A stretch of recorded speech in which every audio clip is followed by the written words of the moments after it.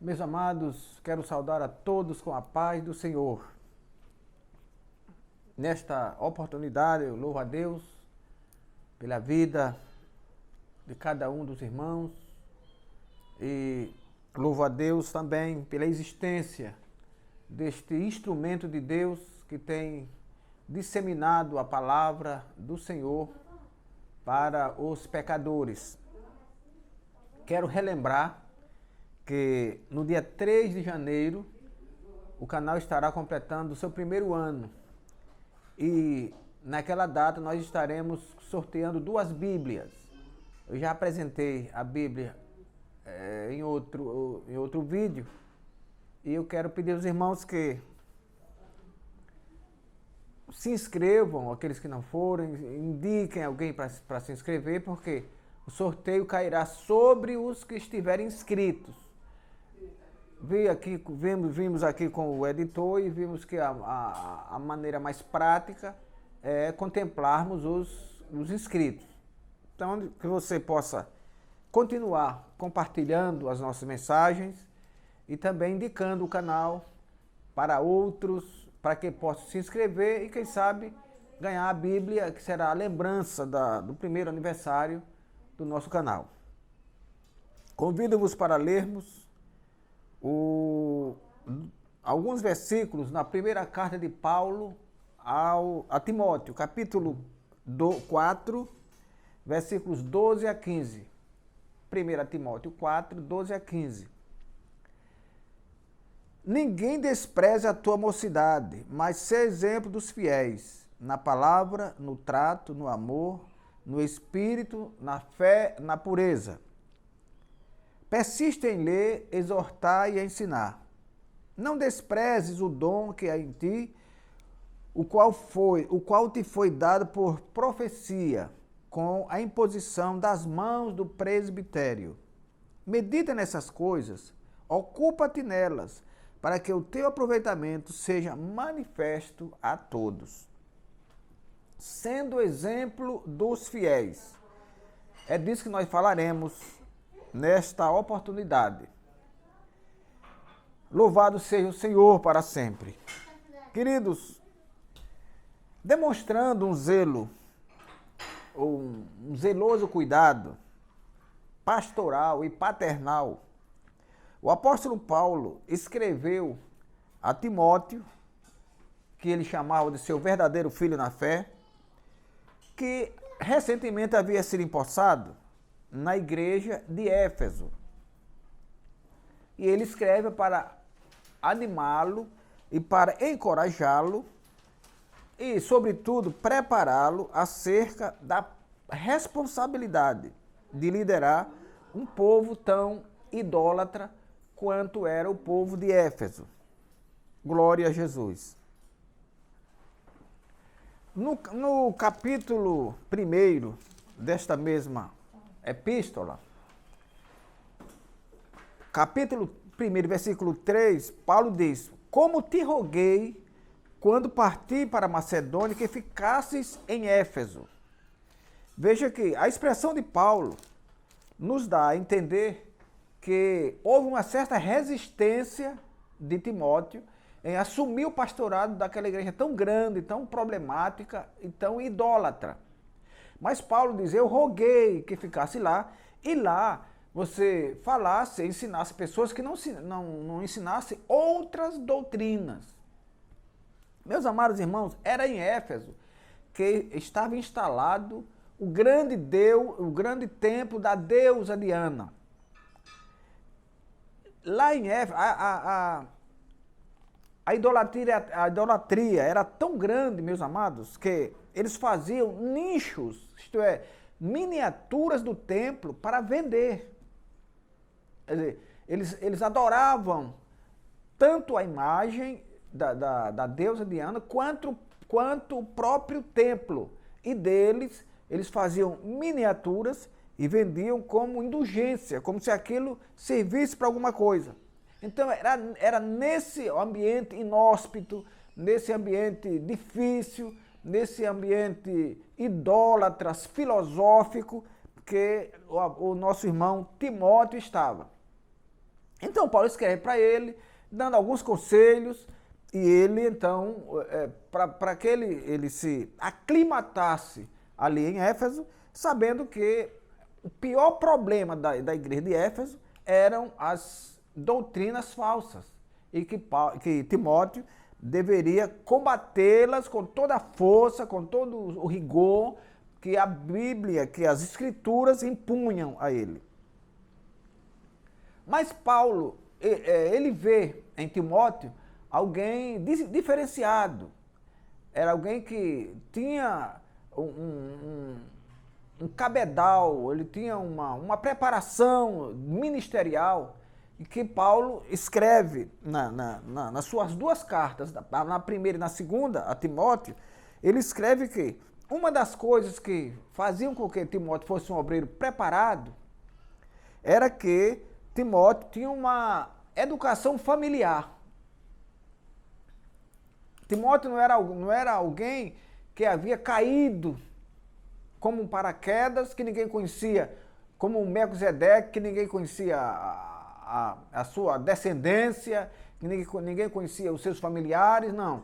O Timóteo tinha uma ascendência familiar, ele tinha família, ele tinha uma referência familiar, conforme escrito na segunda carta dele a Timóteo, de Paulo a Timóteo, no capítulo 1, versículo 5, que diz assim: trazendo à memória a fé não fingida que em ti há, a qual habitou primeiro em tua avó, Lóide, e em tua mãe, Eunice, e estou certo de que também habita em vós. Eram as palavras animadoras que Paulo distribuía ao seu filho na fé, ao recém-possado pastor na cidade de Éfeso. Outra coisa que Paulo sabia, e disso ele testemunhou na primeira carta, é que Timóteo também tinha testemunho dos que estavam fora. Timóteo não era um amigo de alguns ali na igreja. Timóteo não era um amigo apenas da liderança maior. Não. A Bíblia diz que Timóteo tinha um testemunho dos que estão fora, e que também era um pré-requisito para alguém ascender ao presbitério. 1 Timóteo, capítulo 3, versículo 7, nós podemos ler o seguinte: convém também que tenha bom testemunho dos que estão de fora, para que não caia em afronta e no laço do diabo. Timóteo era um obreiro que tinha também esse testemunho das pessoas que estavam fora, isto é, tanto dos seus familiares como de pessoas que o conheciam e que sabiam que verdadeiramente Timóteo era um homem de Deus. Timóteo também tinha vivência congregacional. Não era alguém que apareceu ali e recebeu, caiu na graça de alguém, caiu na graça de um líder, caiu na graça da liderança, e de repente ele acende assim como foguete, mas que não tem aqueles requisitos que a Bíblia impõe. Timóteo era alguém que tinha vivência congregacional, ele era alguém conhecido na congregação. 1 Timóteo, capítulo 4, versículos 14, 15 e 16, nós podemos ler. 1 Timóteo, capítulo 4, 15 e 16.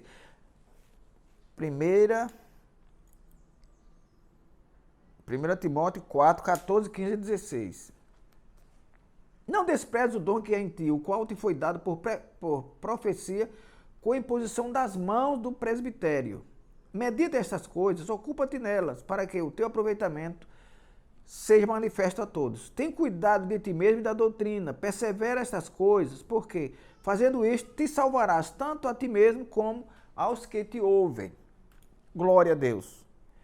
Timóteo era alguém que estava pronto, estava preparado para ser o exemplo dos fiéis. Dos fiéis. Timóteo não é aquele que se esforça para ser exemplo de todos, não. Tem pessoas que são assim, eles se esforçam como camaleão, Para ser exemplo, uma hora ele está do lado de um lado, de outra hora está do lado de outro, ele quer agradar a todos. Não. A Bíblia diz que nós devemos ser exemplo dos fiéis. As pessoas têm que olhar para nós e ver que naquela pessoa, naquele irmão, naquela irmã, há uma referência, há algo a ser seguido, há algo a ser copiado. É isso que a Bíblia fala.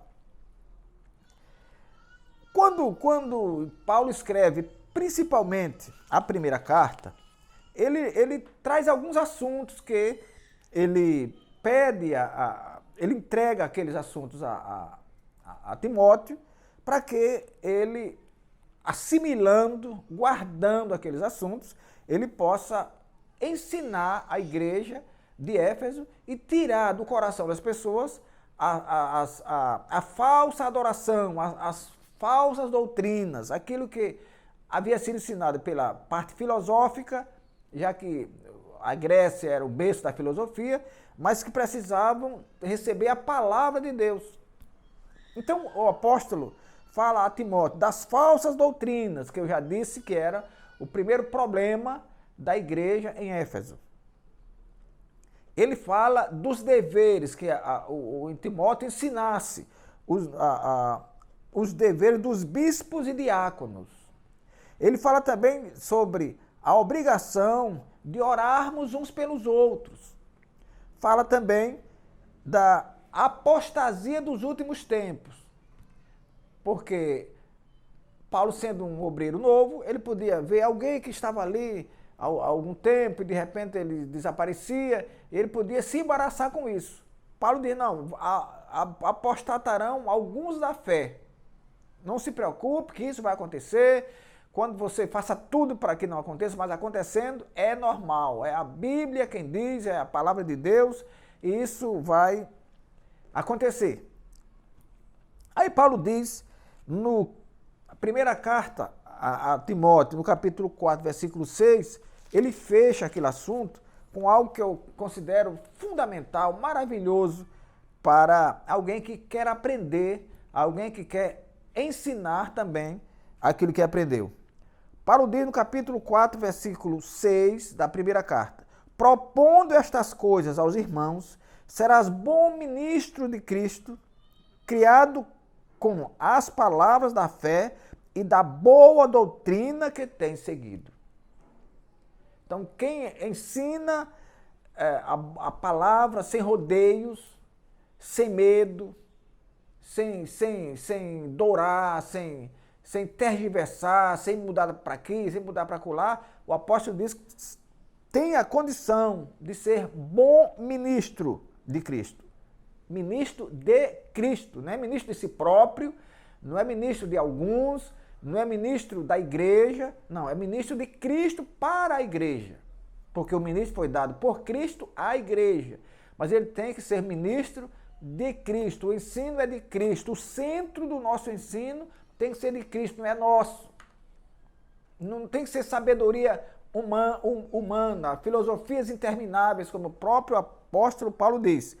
Propondo estas coisas aos irmãos, serás bom ministro de Jesus Cristo, criado com as palavras da fé e da boa doutrina que tens seguido.